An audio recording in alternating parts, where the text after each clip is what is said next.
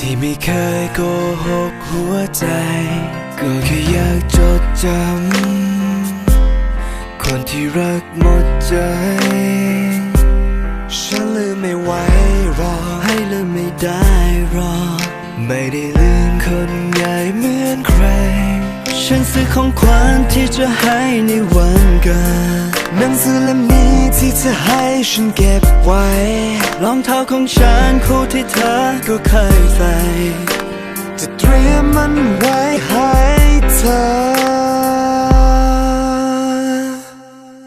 เพื่อวันพรุ่งนี้เธอจะกลับมา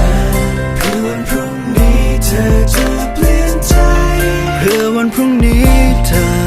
ไม่เหลือใครและนึกขึ้นได้ว่ามีฉัน